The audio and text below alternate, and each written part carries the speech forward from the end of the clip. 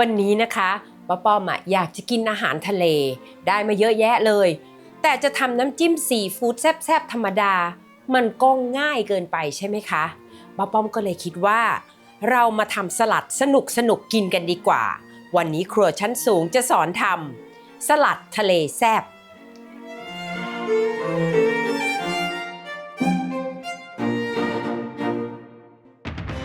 การอยู่ที่สูงไม่ใช่เรื่องง่ายเพราะยิ่งอยู่คอนโดสูงก็ยิ่งห่างไกลจากอาหารวันนี้ป้าป้อมจะมาทำให้เห็นว่าครัวเล็กๆในคอนโดก็ทำอาหารดีๆได้ใช้งบไม่สูงและทำให้ชีวิตบนที่สูงขึ้นได้อีกขึ้นไปค่ะขึ้นไปครัวชั้นสูงกัน High Zone Kitchen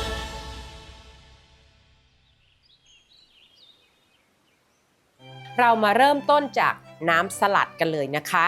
น้ำสลัดของเรานี่คือตัวที่ทำให้สลัดจานนี้สนุกขึ้นมาเริ่มจากการหั่นค่ะอย่างแรกนะคะป้าป้อมจะสับหยาบๆจะเข้าใจกันง่ายกว่าป้าป้อมใช้สับหยาบๆหรือหั่นหยาบๆประมาณนี้ค่ะเราก็ใส่ชามไว้เลยนะคะชามที่เราจะใช้คนน้ำสลัดแหละค่ะสำหรับป้าป้อมนะคะหอมแดงของไทยเนี่ยก็เป็นหัวหอมที่ป้าป้อมชอบกลิ่นที่เขามีความแหลมความคมมากกว่าหอมใหญ่สีขาวป้าป้อมก็เลยจะสับหอมแดงลงไปด้วยค่ะ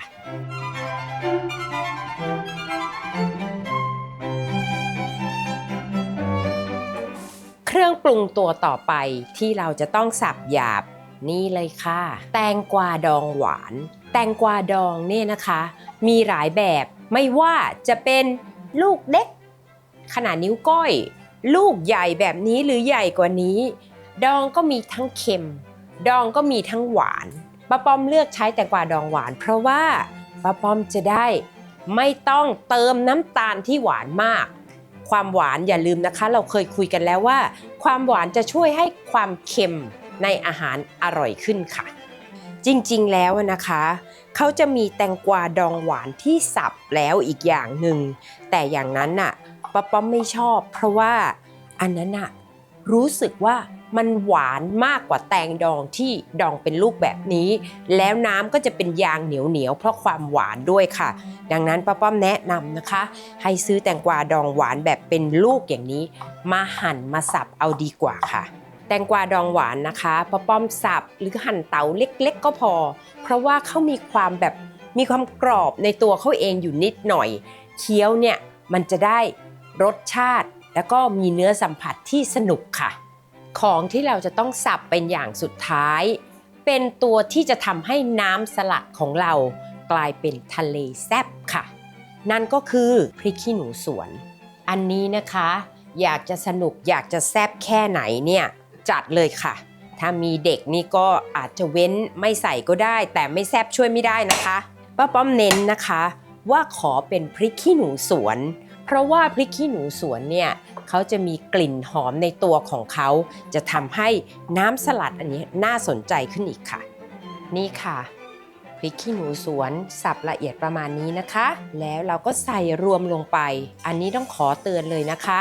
ถึงแม้ว่าป้าจะทำอาหารมานานแล้วเนี่ยแต่ป้าก็ไม่ชินกับความแสบมือและที่สำคัญถ้าจะเอามือที่เปื้อนพริกไปขยี้ตาเนี่ยบอกได้เลยว่าเป็นเรื่องแน่ๆค่ะเพราะฉะนั้นเวลาปาดพริกให้ใช้มีดหรือช้อนช่วยกันนะคะและฐานของน้ำสลัดทะเลแซ่บในวันนี้นะคะ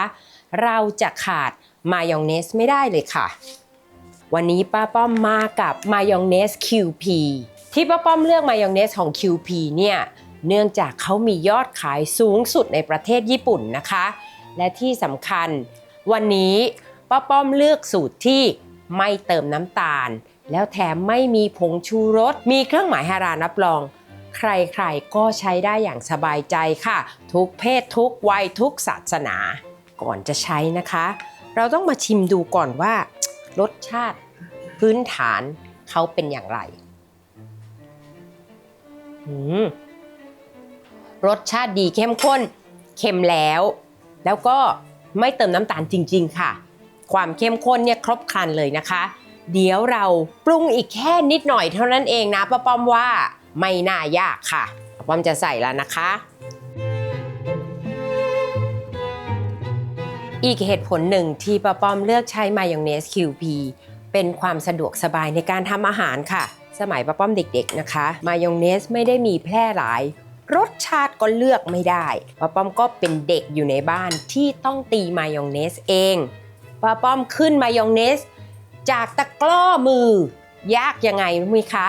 เราใช้แต่ไข่แดงแล้วการเทน้ำมันลงไปเนี่ยตีอย่างนี้เลยค่ะน้ำมันต้องเทให้เป็นสายเล็กๆค่อยๆลงไป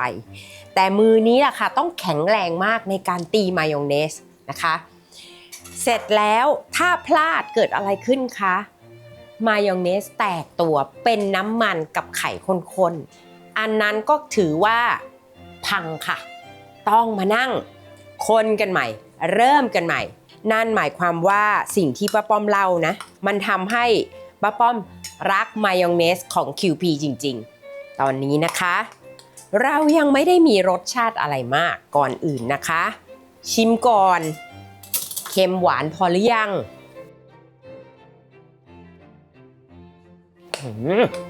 ไปความแซ่บของพริกขี้หนูมาแล้วค่ะแล้วถ้าเราชิมนะคะเราจะเคี้ยวเจอหอมใหญ่หอมแดงและพริกขี้หนูบวกแตงกวาดองหวานค่ะตอนนี้ชิมแล้วอยากได้หวานอีกนิดไม่ต้องเปลืองน้ำตาลที่บ้านค่ะใส่น้ำดองแตงกวาลงไปเลยค่ะเพราะเขาดองหวานอยู่แล้วแต่ว่าบอกเลยว่าไม่ได้หวานมากนะคะอย่างสุดท้ายที่ต้องเติมนะคะคือความเปรี้ยวสดชื่นของมะนาวค่ะจริงๆแล้วเนี่ยรสชาติที่อยากเติมอีกก็คือเกลือขึ้นอยู่กับว่าใครชอบกินเค็มหนักๆแต่ป้าป้อมอ่ะไม่ชอบค่ะสลัดเนี่ยเปรี้ยวแล้วหวานเนี่ยอร่อยที่สุดแล้วใส่ครบทุกรสแล้วนะคะเรามาลองชิมกันอีกทีนึง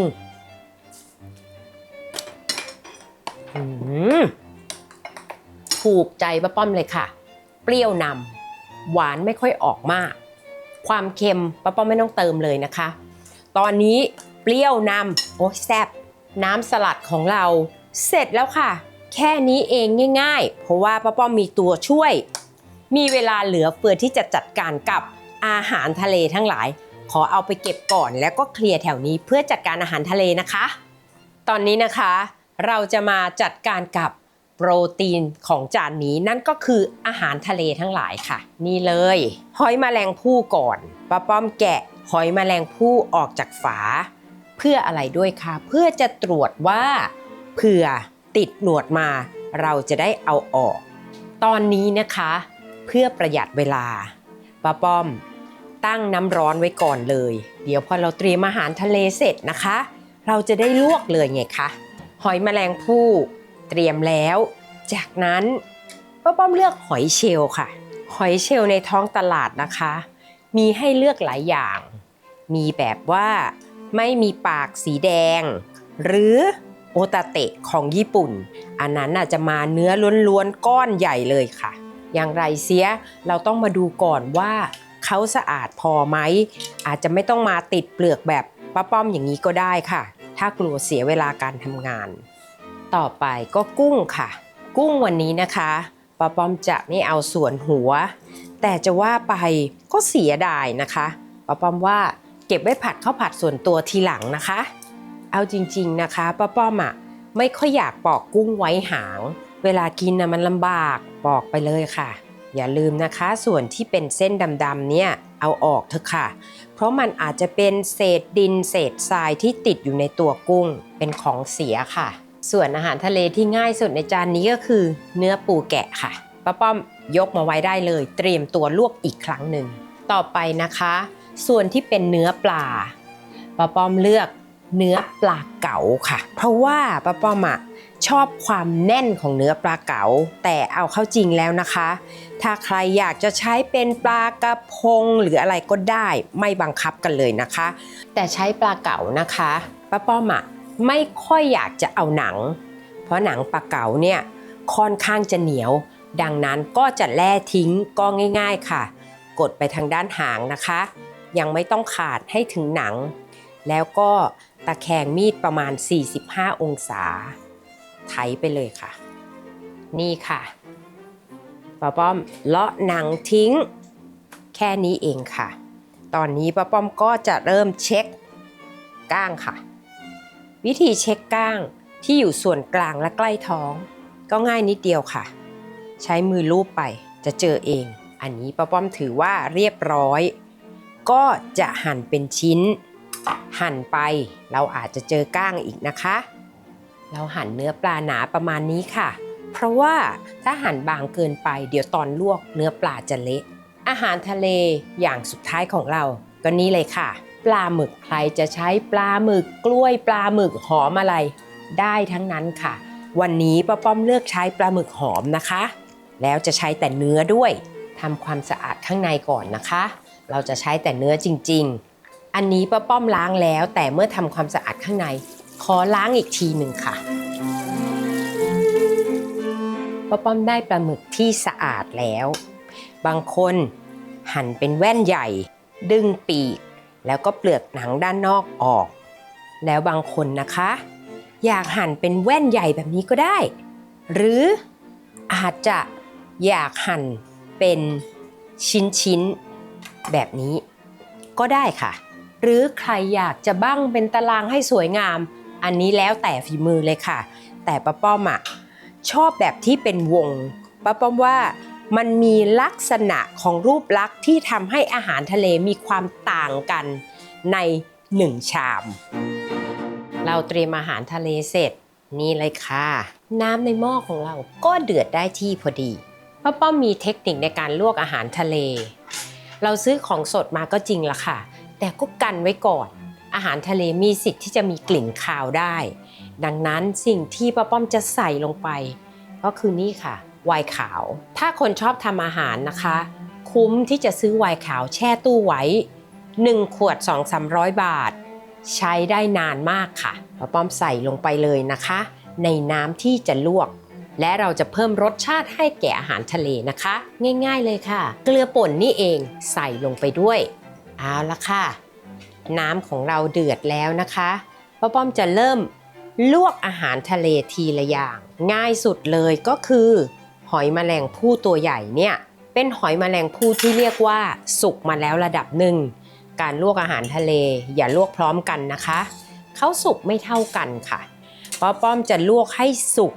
แค่ระดับหนึ่งไม่สุกมากเพราะป้าป้อมจะไม่ใส่น้ำเย็นค่ะป้าป้อมจะเอาความร้อนที่เหลือในตัวเนี่ยให้เขาสุกต่อแต่ถ้าสุกเกินไปอาหารทะเลเหล่านี้จะแข็งค่ะ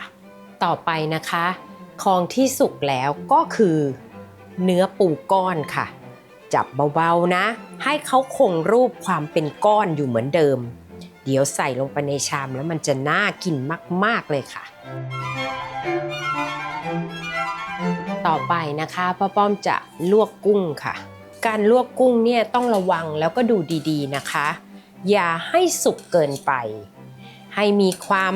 ตึงๆใสๆนิดๆซึ่งเขาจะไปสุกต่อตอนที่เราเอาขึ้นมาเห็นไหมคะเนื้อขาวแล้วข้างในมีตึงๆใสๆนิดๆแบบนี้ค่ะแค่นี้ก็เอาขึ้นได้แล้วค่ะจากนั้นนะคะป้าป้อมก็จะลวกปลาหมึกค่ะปลาหมึกก็เช่นกันนะคะเราจะไม่ลวกจนสุกแข็งเพราะไม่งั้นเนื้อปลาหมึกจะแห้งและเหนียวค่ะพอเด้งๆแบบนี้ใช้ได้เลยค่ะนี่ค่ะประมาณนี้ค่ะสำหรับปลาป้าป้อมจะไม่คนมากเพราะว่าถ้าคนมากเนื้อปลาจะแตกเพราะว่าเนื้อปลาเขามี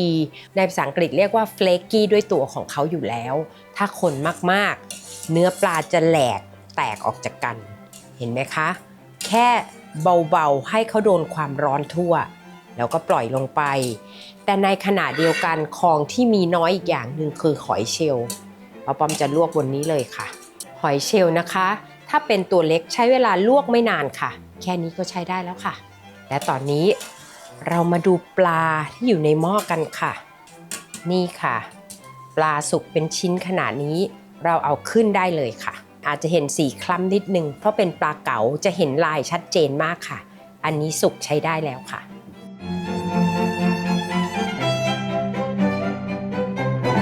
เมื่อทุกอย่างพร้อมแล้วนะคะป้าป้อมพร้อมจะจัดลงจานเราเริ่มจากผักสลัดตอนนี้ผักสลัดในประเทศไทยเนี่ยมีเยอะมากไม่ว่าจะเป็นบัตเตอร์เฮดกรีนโอ๊กหรืออันที่เขาเรียกว่าสลัดฟิตเล่อันนี้ป้าป้อมล้างเอารากออกไปแล้วถามว่าทำไมล้างต้องผึ่งไว้จนกว่าผักสลัดจะแห้งถ้าผักสลัดไม่แห้งเขาจะมาวุ่นวายกับรสชาติของน้ำสลัดเราเห็นไหมว่าสำหรับผักสลัดป้าป้อมจะไม่ใช้มีดเพราะว่าการใช้มีดหั่นทำให้ผักสลัดของเราช้ำได้ค่ะเสร็จแล้วเมื่อเป็นใบแบบนี้นะคะนี่เลยค่ะจิกตรงก้านให้หักแล้วดึงออกจากกันแบบนี้ค่ะป้าป้อมได้ผักสลัดสีเขียวตามที่ต้องการแล้วที่เหลือนะคะอยากจะหั่นหอมใหญ่ลงไปก็ได้อยากจะใส่พริกหวานลงไปก็ได้แต่หอมใหญ่ของเรามีอยู่ในน้ำสลัดแล้ววันนี้ป้าป้อมก็เลยจะใช้เพียงแค่มะเขือเทศลูกเล็กๆเนื่องจากลูกเล็กป้าป้อมไม่ผ่านะคะเรียงลงไปเลยแค่เริ่มต้นสีสันก็น่ากินเต็มทนจากนั้นนะคะเราก็จะเลือกอาหารทะเลลงไปตามที่เราชอบเลยค่ะ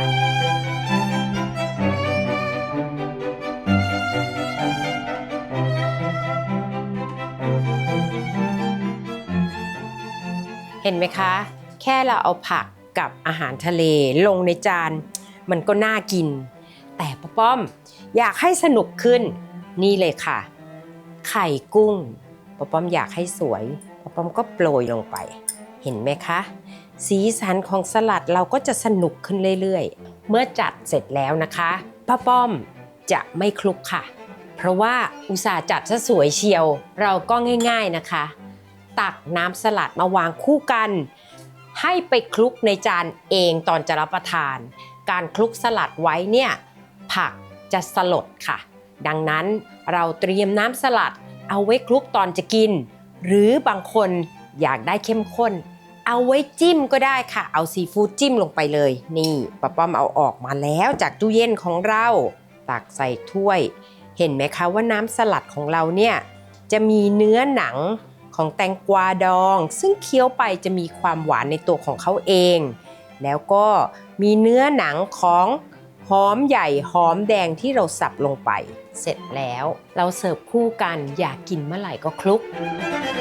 ก่อนเราจะชิมกันนะคะป้าป้อมอยากจะมาพูดถึงมายองเนสของ QP ซะก่อนเพราะว่ามายองเนสของ QP เนี่ย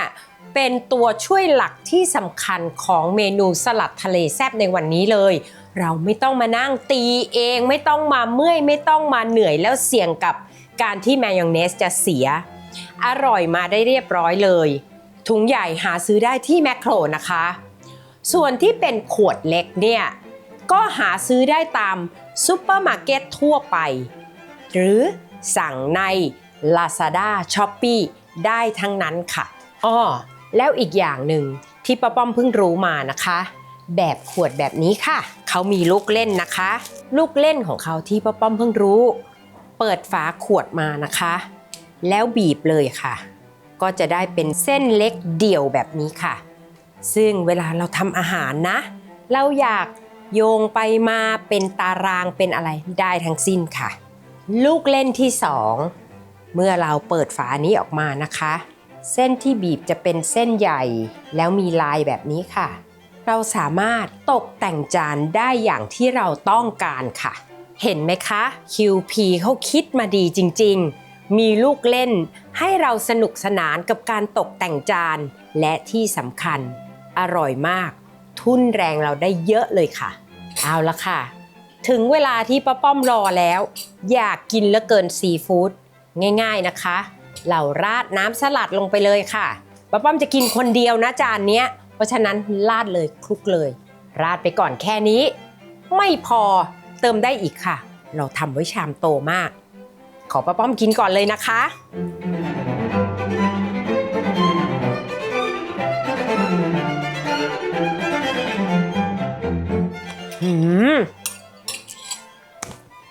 รสชาติความสดของอาหารทะเลและความแซ่บของน้ำสลัดเข้ากันจริงๆค่ะ ป้าป้อมอยากให้ทุกคนลองทำดูนะคะ ไม่ยาก QP ช่วยให้การทำอาหารของเราง่ายขึ้นได้จริงๆ ไปลองทำกันดูนะคะ ส่วนป้าป้อมจะไปจัดการจานนี้ให้หมดแล้วค่ะ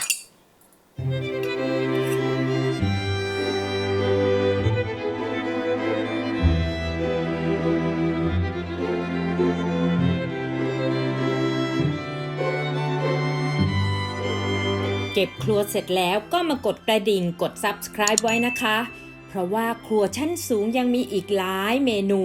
จะได้ไม่พลาดกันค่ะ